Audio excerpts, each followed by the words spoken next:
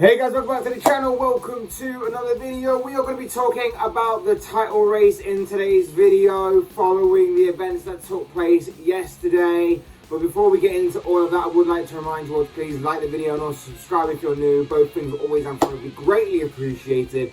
And for now, let's jump straight into the video because there's a lot to talk about within this. It is gonna be an interesting video. I obviously want to get your take on it as well down in the comment section, so do leave a comment on what do you think will happen in the title race going forward this season. But of course, this has all been sprung about because of the events that happened yesterday, and seemingly right now the title race is very much back on. Yesterday saw some incredible scenes as Manchester City lost 3-2 to Tottenham hours after Liverpool had come from behind to beat Norwich 3-1. Liverpool got a bit stunned when Norwich took the lead in the second half, but after a few changes in personnel, some substitutions, a few tactical tweaks here and there by manager Jurgen Klopp, they swiftly turned it around. First, Sadio Mane equalising with an acrobatic effort, and then mere minutes later, Mohamed Salah put Liverpool ahead thanks to an assist from an unlikely source in Alisson Becker, the Reds goalkeeper of all people. And then to round off the performance and round off the game, putting the game beyond all doubt, putting the game to bed, new acquisition, new signing, Luis Diaz scored a very super smart finish to, like I say, put the game beyond all doubt, take all 3 points for the Reds and close the gap on Manchester City. Then, of course, it was Manchester City's turn to respond, but they didn't quite manage to do it as Spurs took an early lead through their new signing, Dejan Kulusevski, before Hugo Lloris made a horrible error, a bit of a clanger, and allowed Manchester City to equalise. Harry Kane put Spurs back in front in the second half before a controversial penalty was awarded to City. It was converted by Riyad Mahrez. It looked like that was going to be enough for City to snatch a point. And then Harry Kane popped up once again deep into added time, into injury time, to score the winner. It capped off an incredible personal performance by the England striker and by Spurs overall to take all 3 points. A win for Antonio Conte's side that not only will, of course, hurt City's title charge and hit them a little bit, but also for Spurs themselves will give them a big boost in terms of their mentality, their confidence, and overall that may help them to continue their pursuit of a top 4 finish. So it was good for Tottenham yesterday. It was bad for the teams that are in that kind of top 4 race, but overall it was the perfect day for Liverpool Football Club. They got the win. They watched Manchester City drop points. They closed the gap on City. The result for both Liverpool and City now means that Liverpool have cut the points gap at the top of the table to just 6 points. Liverpool are now 6 points behind Manchester City, and of course the Reds have got an all-important game in hand over Pep Guardiola's side, which will be played out on Wednesday night when Liverpool face Leeds United. And obviously if Liverpool win that game, that lead can then be cut down to just 3 points. So basically separating them is 1 victory from that. Of course, going into the weekend, Liverpool will then have another game in hand over City because they'll be involved in the Carabao Cup, while City will be playing in the Premier League this coming weekend. So whilst Liverpool will have only 1 game in hand, Liverpool will also then have a game in hand beyond this week because of them being involved in other competitions, shall we say. And, you know, like I say, for Liverpool to press forward like this, to keep the pressure up, that's all I as a Liverpool fan can ask, and all we can ask as fans. I'll get on to why it is good for everybody else a little bit later. But you know, I genuinely believe that Liverpool will beat Leeds on Wednesday. They will cut the gap to just 3 points going forward, even if it is just for them few days before City next play, whilst Liverpool will of course have to wait until they have to play again in the league because of the Carabao Cup. But look, don't get me wrong, whilst this is incredible for Liverpool, and I'm really happy that we've got like a title race seemingly that's more realistic than it was several weeks ago.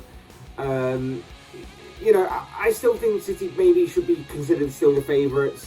I think that given their history, their strength and depth, their ruthlessness, their relentlessness, and probably other things as well to go along with that in terms of their mentality and the fact that they've got Pep Guardiola and other things and bits and pieces like that. They probably all have those things that make them title favourites just over Liverpool right now. Obviously, recent history as well. Liverpool are seemingly getting back to that kind of strong mentality monsters that we saw them of a couple of years ago. But City seem to obviously have that in abundance. And I think that they may still be considered as title favourites and probably should be going forward.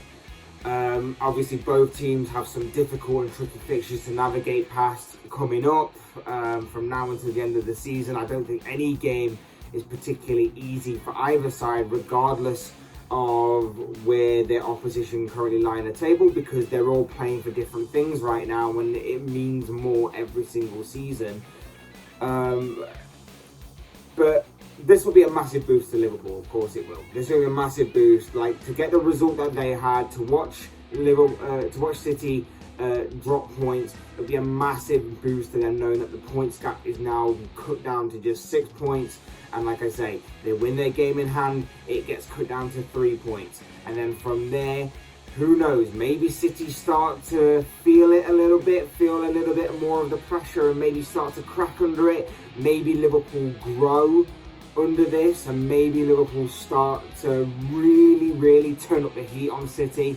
I don't know, but this now makes for a very intriguing title race, you would imagine, if both teams can keep this up. Because let's face it, this result, the City result, the Carabao Cup coming up on the horizon, Liverpool really should have the bit between their teeth right now. They should be really smelling blood. They should be really smelling success here, because all these little things that are coming together. You know, Mane coming back from the AFCON, really full of confidence from winning that. Mohamed Salah on the form of his career right now. Thiago's form, Fabinho's form, Trent Alexander-Arnold on the right, Robertson on the left. All these players and all these things coming together right now should all make for this Liverpool team to be incredible. One of the best Liverpool teams that we've seen in our Premier League era. Is the best Liverpool team, I think, that we've seen. Maybe even better than what the Liverpool team was that won the Premier League, even, some might argue. If they can definitely win the Champions League or maybe Premier League, definitely a strong case for that.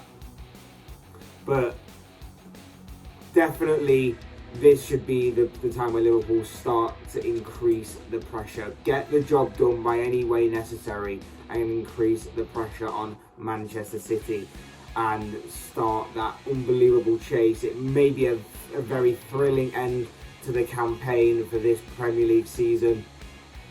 And, you know, even though the Reds, along with Manchester City, are competing on other fronts, I genuinely believe that this could be a Liverpool team for the first time in ages that are capable and have the qualities and talent necessary to compete on multiple fronts and maybe have multiple successes this season. And I think it's incredible that they've managed to achieve that and accomplish that and get to that point because of obviously the competition that they face with Manchester City. Like I say, City are probably still the favourites, but Liverpool can definitely turn up the heat and pressure. And sometimes, as we've seen in the past, whenever the pressure has been on City, whether it's been on Guardiola, sometimes they act a bit rash, they do things that are a little bit weird, and maybe Guardiola tends to overthink some matches, and maybe it could be the tipping point for them. Like I said, I still consider them favourites, but it's not over until it's over. I fully expect City to refocus, recover from this loss. They are normally very good at bouncing back from minor setbacks. I would expect them to maintain their title challenge. Of course, it's not going to like completely collapse and go up in flames, but I would expect them to recover from this. And I think overall, you know, it'll be that City now go on another winning streak, perhaps. But I do wonder if maybe the fact that they haven't got a proper striker, whether that will come back to bite them at the end of the season. You look at the games where they've dropped points in, and you look at both games against Tottenham. You look at obviously the Southampton game recently. You look at the other couple of games, the Crystal Palace one, and you think that maybe a world-class striker may have been the difference in those games. A world-class striker may have turned the tide in Pep Guardiola's favour. And if Liverpool do go on to catch up with City and maybe even win the Premier League title at the end of the season, you can look back on that and it will be interesting to analyse whether that's the key reason or not for why Liverpool caught up with City and why City weren't able to get over the line in the first place. Maybe a certain Harry Kane would have been a bigger priority in the summer than buying a £100 million Jack Grealish, who hasn't quite worked out yet. There's still time, of course, there's still time, but it hasn't quite worked out yet for one Jack Grealish. I'm just saying, but the recent history suggests that, what I should say is that, obviously, maybe yesterday's performance by Harry Kane was an extra incentive as to why he pulled out that top draw performance against a team that was very, very, very much interested in buying him in the summer. Who knows? Overall, I think if City and Liverpool can maintain their title challenge going forward, then of course their clash in April is going to be immense. It is going to be arguably one of the biggest games in the Premier League era for some time. It's going to be incredible. We'll have one hell of a game on our hands at the Etihad Stadium when that comes in April, if obviously both teams can maintain their title challenge. Of course, it'll be a massive showdown, especially, like I say, with the title race heating up more and more. If City can maintain their challenge, if Liverpool can also maintain winning games as well, if that 3-point gap can either remain in, or I'm getting a bit ahead of myself, but if Liverpool win their game in hand and they cut it down to 3 points, then if that 3-point gap remains intact or gets even a little bit shorter, it will make for one exciting game, you'd imagine. You think about the quality that both teams possess, the managers on the show, the mind games, the recent history, everything in between with these two clubs. It would make for a very exciting end to the season, even though allegedly this title race was dead and buried a while ago, a few weeks ago. And that's the final point to this that I want to make, is that Spurs beating City yesterday and Liverpool maintaining a title challenge is exactly what the Premier League season needed. Yeah, you might be sat there as Manchester United fans or Everton fans or whoever hating on one or both of these clubs, but Man City's big point gap was giving everybody this illusion that the title race was over and that the relegation battle would pretty much sort itself out. The top four race, whilst it is interesting, we'll probably go down to the wire, isn't exactly what everybody is looking forward to, finding out who will be making that top four come the end of the season. And it left people thinking that the title race is over, Manchester City have basically won it. This Premier League is now turned into a farmers' league. The Premier League likes to think it's a big and very exciting league and anybody can win it and everyone has a chance of winning it. And yeah, maybe several years ago when Leicester won it, it gave you that illusion and gave you that story, but that's a once in a blue moon story kind of thing. But City have turned it into the French league.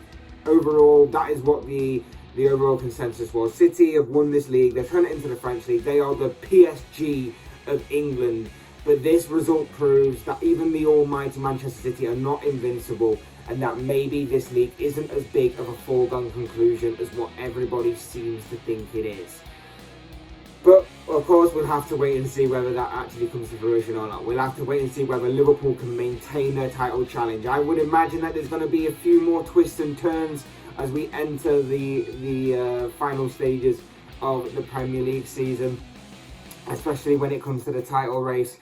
Obviously, I hope that Liverpool come out of this triumphant and victorious and make it 20 Premier League titles, but we've got a long way to go till then. I personally think that Liverpool will be able to catch up with City, but it's whether they can then go on and maintain it going forward, especially when it comes to that massive game at the Etihad in April. That's going to be absolutely crucial, I think.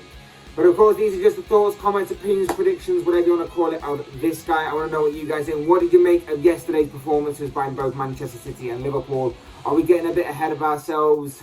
Do Manchester City still see themselves as the genuine favourites? Are Liverpool going to catch them up and maybe pit them to that Premier League title, ending City's current streak? What do you make of all of this regarding the title race going forward? I'd love to know your thoughts, comments, opinions, predictions, whatever you want to call it, down below in the comment section. I'm sure it'll all make for interesting reading.